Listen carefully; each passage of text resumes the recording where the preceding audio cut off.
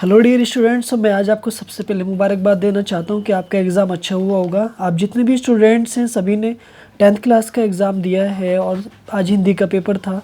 तो latest start, मेरे पास ये पेपर है, मैं इसको सॉल्यूशन दूंगा आपको। आपके लिए क्वेश्चंस मेरे लिए वेरी हेल्पफुल हैं। आप अपना एक बार चेक कर लीजिएगा कितना है, और जिसका जैसा भी हुआ है ठीक हुआ है। क्वेश्चन नंबर फर्स्ट आपका, हंस पत्रिका के प्रथम संपादक थे। नंबर 1 ऑप्शन इसका आएगा मुंशी प्रेमचंद। क्वेश्चन नंबर 2, शुक्ल युग के प्रसिद्ध उपन्यासकार हैं, इसका ऑप्शन आएगा बी धर्मवीर भारती। नीड़ का निर्माण फिर किस विद्या की रचना है, ऑप्शन नंबर बी एक आत्मकथा। क्वेश्चन नंबर 4, चेखव एक इंटरव्यू के लेखक हैं, option number A Rajendra Prasad. Question number 5, ध्रुव स्वामिनी नाटक के रचनाकार हैं, सी जयशंकर प्रसाद। 6, रीतिकाल की रचना है रामचंद्रिका। क्वेश्चन नंबर 7, तार सप्तक का प्रकाश वर्ष है, बी 1943। क्वेश्चन नंबर 8, लोकायतन के रचनाकार हैं, ऑप्शन नंबर सी सुमित्रा नंदन पंत। क्वेश्चन नंबर 9, बहुरी अकेला के रचनाकार हैं, option number A Ashok Vajpayee. Question number 10, रीतिकाल किस समयावधि में माना जाता है, ऑप्शन नंबर सी सन 1943 से 1943 से 1843 तक। क्वेश्चन नंबर 11, हास्य रस का स्थायी भाव है, ऑप्शन नंबर डी हास। क्वेश्चन नंबर 12, जहाँ पर उपमेय की किसी उपमान से गुणधर्म के आधार पर समानता की जाए वहाँ अलंकार होगा, ऑप्शन नंबर बी उपमा अलंकार। क्वेश्चन नंबर 13, रोला छंद के प्रत्येक चरण में मात्राएं होती हैं, option number B 24। Question number 14, अनुग्रह शब्द में किस प्रयुक्त उपसर्ग है, ऑप्शन नंबर सी अनु। क्वेश्चन नंबर 15, आई प्रत्यय जोड़कर कौन सा शब्द बनाया जाता है, number B option number B लिखाई। पंचवटी में क्वेश्चन नंबर 16, पंचवटी में कौन सा समास है, ऑप्शन नंबर सी द्विगु। क्वेश्चन नंबर 17, सूरज का तत्सम रूप है सूर्य, ऑप्शन नंबर 18, स्वागतम का संधि विच्छेद है, ऑप्शन नंबर बी सु प्लस आगतम। क्वेश्चन नंबर 19, फलात शब्द की विभक्ति एवं वचन है, डी पंचमी विभक्ति और एक वचन। क्वेश्चन नंबर 20, हस्ती शब्द का पुरुष एवं वचन है, ऑप्शन नंबर सी प्रथम पुरुष एक वचन। डियर स्टूडेंट्स, ये सभी ऑब्जेक्टिव टाइप के 20 क्वेश्चंस हो चुके हैं और सभी क्वेश्चंस एक ऑथेंटिक तरीके से चेक किए गए हैं, जो बिल्कुल एक विश्वसनीय है। लेकिन फिर भी इन सारे क्वेश्चंस को आप अपने लेवल से भी एक बार चेक कर लेंगे और मुझे कमेंट बॉक्स में सेंड करेंगे कि आपको ये मेरे क्वेश्चंस कैसे लगे, क्योंकि ये क्वेश्चंस आपके किसी भी एग्ज़ाम के लिए, कॉम्पिटिटिव एग्ज़ाम के लिए भी वेरी हेल्पफुल है। तो क्वेश्चन नंबर आगे थियोरिटिकल था। निम्नलिखित गद्यांश पर आधारित दिए गए 3 प्रश्नों के उत्तर दीजिएगा। यहाँ पर 3 क्वेश्चन से दे रखे हैं, question number 1, question number 2, question number 3।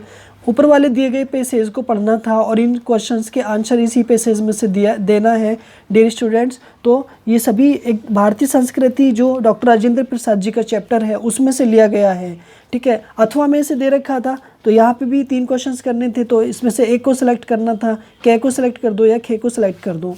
Question number आपका 22,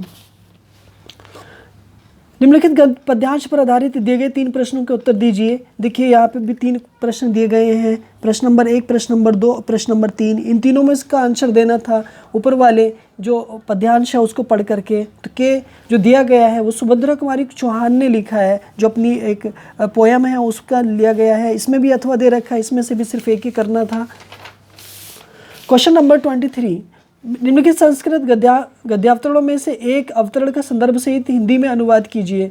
तो यहाँ पे अथवा में दे रखा है, तो ये वाराणसी वाला जो चैप्टर है आपका वहाँ से लिया गया है और उसी को हिंदी में ट्रांसलेशन करना था।